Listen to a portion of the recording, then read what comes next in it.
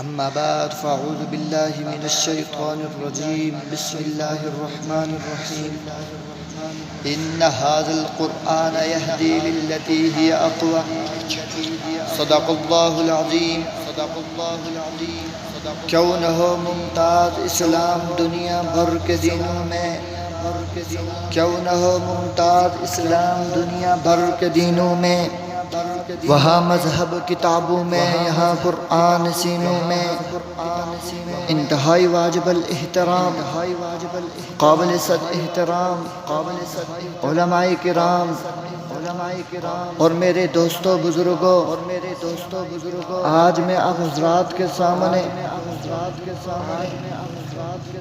جس موضوع کو لے کر حاضر ہوا ہوں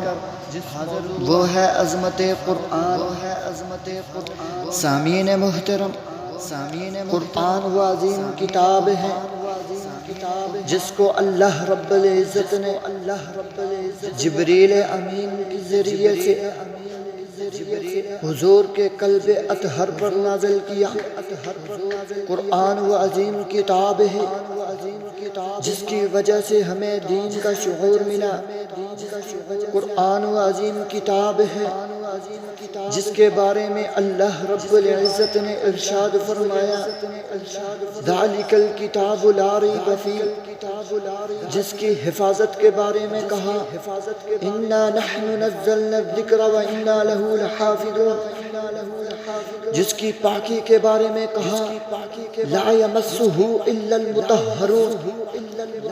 کفار کو چیلنج کرنے کے لیے کہا فَأْتُوا بِسُورَةٍ مِّن مِّثْلِهِ، لیکن جب خلاق کے عالم نے اس دنیا کے نظام کو بنانا چاہا تو آسمانی دنیا پر تمام فرشتوں کو جمع کیا۔ تمام فرشتے حیران و پریشان تھے کہ آج کون سا دن ہے جس کی وجہ سے آج جمع کیا گیا، مگر تھوڑی دیر کے بعد اللہ رب العزت نے زبان سے کہا کما یلیق بشأنی سے سورہ یاسین کی تلاوت شروع ہوئی۔ جب تلاوت ختم ہو گئی فرشتوں کی زبان سے تین جملے نکلے، گویا سمندر کو کوزے میں بند کر دیا۔ اللہ کتنا مقدس ہوگا وہ نبی جس پر قرآن اترے گا، اللہ کتنا مقدس ہوگی وہ امت جس کے حصے میں قرآن جائے گا، اللہ کتنے مقدس ہوں گے وہ سینے